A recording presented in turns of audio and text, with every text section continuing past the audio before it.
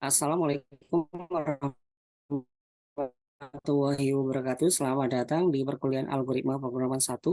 Pertemuan kali ini kita akan membahas mengenai tipe data, variabel, dan operator pada pemrograman Python. Adapun outline pada pertemuan kali ini yang terdiri dari sintak dasar, Python case sensitif, komentar, tipe data, variabel, dan operator. Sintak dasar pada Python mendefinisikan seperangkat aturan yang digunakan untuk membuat program Python, di mana sintak bahasa pemrograman Python memiliki banyak kemiripan dengan bahasa pemrograman Perl, C, dan Java.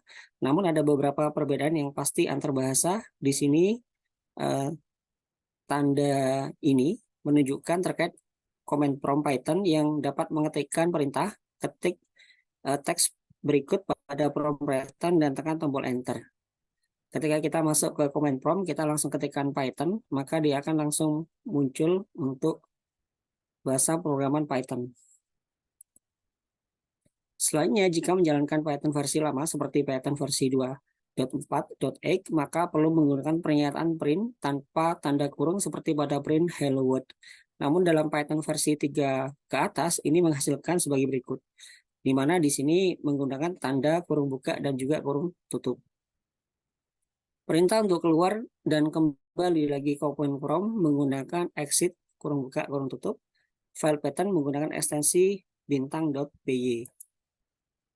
Pengidentifikasi Python adalah nama yang digunakan untuk mengidentifikasi variabel, fungsi, kelas, modul, atau objek lainnya. Pengidentifikasi dimulai dengan huruf A sampai huruf Z, A besar atau A kecil, atau garis bawah atau underscore diikuti dengan 0 atau lebih huruf, garis bawah, dan angka 0 sampai 9.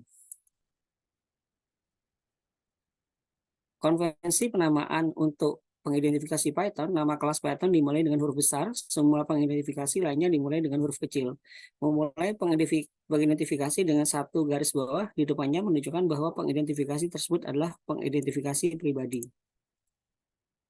Kata-kata yang dicadangkan berikut adalah daftar kata-kata yang khusus yang digunakan sebagai konstanta atau variabel atau nama pengenal lainnya. Semua kata kunci dalam Python ini bersifat huruf kecil atau lowercase, di mana ada n, as, ada set, break, class, continue, div, del, elif, else, except, false besar, finally, for, from, global, if, import, in, is, lambda, none besar, non lokal, not, or, pass, rise, return, true, t besar, try, while, with, and yield.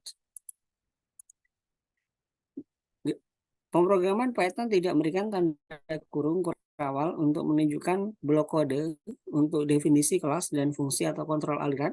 Blok kode dilambangkan dengan lekukan baris yang diterapkan secara kaku. Jumlah spasi dalam indentasi bervariasi, tetapi semua pernyataan dalam blok harus diberi indentasi dengan jumlah yang sama. Misalnya seperti berikut ini. Namun blok berikut menghasilkan kesalahan, di mana ini ada kesalahannya di sini. Jadi Python semua garis continue yang menjorok ke dalam dengan jumlah spasi yang sama membentuk satu blok. Ini adalah kesalahan dari indentasi. Pernyataan multibaris, pernyataan dalam Python biasanya diakhiri dengan baris baru, namun Python mengizinkan penggunaan karakter lanjutan menggunakan backslash seperti berikut ini untuk menunjukkan bahwa baris tersebut dilanjutkan. Item underscore 1 ditambah dengan item underscore 2 ditambah dengan item underscore 3. Pernyataan yang terdapat dalam tanda kurung kurawal siku, kurung kurawal buka tutup, dan juga kurung buka kurung tutup tidak perlu menggunakan karakter kelanjutan baris. Misalnya pernyataan berikut berfungsi dengan baik di Python. Days, di mana di sini ada kurung siku, ada hari Senin, Selasa, Rabu, Kamis, dan juga Jumat. Kutipan pada Python penerimaan tanda kutip tunggal, di mana ada petik 1, ada ganda, petik 2, dan 3 kali lipat petik 3 seperti ini untuk saling literal string selama jenis kutipan yang sama mengawali dan mengakhiri string. Tanda kutip realnya semua hal yang berikut ini adalah sah. Ini adalah contoh kutipan kutip 1, ini adalah kutip 3, kutip 2, dan ini adalah kutip 3. Komentar adalah penjelasan atau anotasi yang dapat dibaca programmer dalam kode sumber Python. Komentar ditambahkan dengan tujuan membuat kode sumber lebih mudah dipahami oleh pengguna, di mana di sini menggunakan tanda pagar. dapat mengetikkan komentar pada baris yang sama setelah pernyataan atau ekspresi, di mana di sini bisa ditaruh dalam satu baris. Untuk beberapa baris kita juga bisa sampaikan seperti ini, atau dibuat juga dengan komentar multiline seperti ini. Tipe data Python digunakan untuk mendefinisikan tipe variabel. Ini mendefinisikan jenis data yang akan disimpan dalam satu variabel. Data yang disimpan dalam memori bisa bermacam-macam jenisnya. Misalnya usia seseorang disimpan dalam nilai numerik dan alamnya disimpan dalam karakter alfa numerik. Di sini ada numerik, contohnya integer, float, complex, ada string, str, sequence, list, tuple, array, ada binary, batch, array, ada memory view, ada mapping, ada dig, ada ball, set, ada inilah diagram dari tipe data tersebut. Tipe data numerik kita beri padanya, misalnya ada var1 sama 1, di sini ada komentarnya dan seterusnya. 4 tipe data numerik yang merupakan tipe yang sering dipakai di dalam pemrograman Python dan memiliki kelas bawaan di perpustakaan Python, di mana ada integer bilangan bulan bertanda, ada bol subtipe bilangan bulat, ada float nilai real floating point, ada complex bilangan kompleks. Fungsi bawaan pustaka standar Python memiliki fungsi bawaan type yang mengembalikan kelas objek tertentu. Di sini digunakan untuk memeriksa jenis bilangan bulat dan bilangan floating point. Di sini contohnya adalah seperti ini, menggunakan type 9.9 atau type 123. Bilangan kompleks terdiri dari dua bagian, ada minus nyata dan imajiner yang dipisahkan oleh tanda positif atau negatif. Bagian imajiner diberi akhiran J yang merupakan bilangan imajiner akar kuadrat dari min 1. Akar kuadrat min 1 didefinisikan sebagai bilangan imajiner. Bilangan kompleks di Python direpresentasikan sebagai X ditambah YJ, dengan X adalah bilangan real dan Y adalah bilangan imajiner. Jadi 5 tambah 6 adalah bilangan kompleks seperti yang disampaikan di coding seperti berikut ini. Bilangan boolean hanya memungkinkan dua kemungkinan nilai yang diwakili oleh kata kunci, yaitu true dan false, yang masing-masing sesuai dengan bilangan bulat 1 dan 0. Seperti berikut ini. Kelas bol. Contoh bilangan bulat, di mana di sini ada integer, ada bol, ada true, false, ada float, ada complex. Contoh bilangan integer, float, dan kompleks berikut adalah contoh penggunaan bilangan integer, float, dan kompleks, di mana di sini adalah penggunaan integer variabel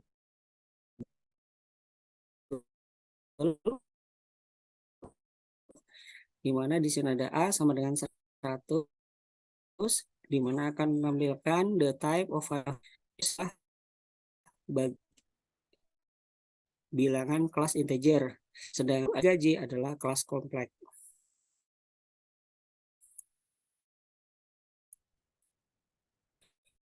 Tipe data string Python adalah rangkaian satu atau lebih karakter terbalik. String Python tidak dapat diubah, yang berarti ketika melakukan operasi pada string selalu menghasilkan objek string baru dengan tipe yang sama daripada memutasi string yang sudah ada. Contohnya seperti berikut. Kelas string di Python adalah objek kelas str, itu dapat diverifikasi dengan fungsi type. Di sini ada fungsi type. Welcome to tutorials point, ada kelas str. Berikut adalah contoh dari kelas str, di mana di sana str hello world. Jika kita masukkan ke str, di mana di sini ada operator n, dilanjutkan dengan tes, maka dia akan menampilkan hello world test seperti berikut ini. Selanjutnya tipe data list. List Python adalah tipe data gabungan yang paling serbaguna, di mana di sini list Python berisi item yang dipisahkan dengan koma dan diapit dengan tanda kurung siku. Seperti berikut ini, 2023, di mana di sini ada tipe data string Python, di sini ada tipe data float, di sini ada tipe data kompleks, nah, di sini juga ada tipe data float. Dilanjutkan dengan variabel. Variabel dalam Python adalah menjadikan jenis namespace. Ada namespace bawaan berisi fungsi bawaan dan pengecualian bawaan, ada namespace berisi fungsi global, dan ada namespace yang berisi lokal. Untuk namespace ini bertumpuk satu sama lain. Berikut adalah diagram dari namespace, di mana Di sini ada type of namespace, ada local namespace, ada global namespace, ada juga built-in namespace. Fungsi global pustaka standar Python menyatakan bahwa global yang membalikan kamus simbol yang saat ini tersedia pada namespace global, di mana ini dipanggil dengan nama global kurung buka kurung tutup langsung dari from Python, maka dia akan menampilkan seperti berikut ini. Selanjutnya, simpan kode berikut untuk yang berisi variabel dan fungsi dengan beberapa variabel lagi di dalamnya, di mana di sini ada coding yang akan kita ketikkan, lalu kita panggil dengan nama print global, maka dia akan menampilkan hasil seperti berikut ini. Untuk cara pemanggilnya tinggal diketikkan global kurung buka kurung tutup. Begitu juga dengan contoh fungsi global, di mana di sini ada variabel dalam program dan nilainya serta objek fungsi di dalamnya, dan bukan variabel dalam fungsi. Variabel apapun yang dibuat dari luar suatu fungsi dapat diakses apapun sehingga memiliki cakupan global. Berikut adalah contoh penggunaan variabel global pada Python. Di mana di sini ada 5 ditambah 10, hasilnya adalah 15.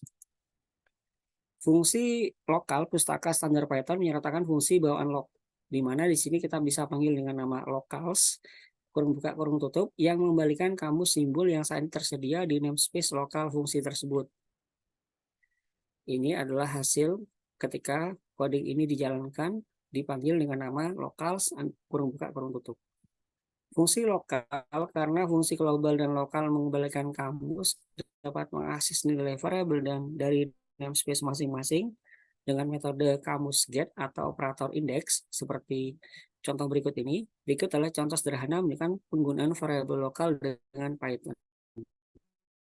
Ini adalah contoh yang paling sederhana. Selanjutnya adalah operator.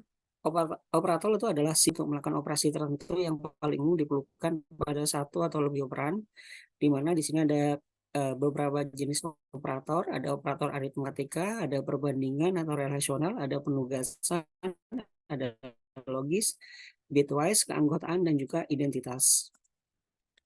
Operator aritmatika digunakan untuk melakukan operasi matematika dasar, misalkan asumsi A menampung 10 dan variabel B menampung 20.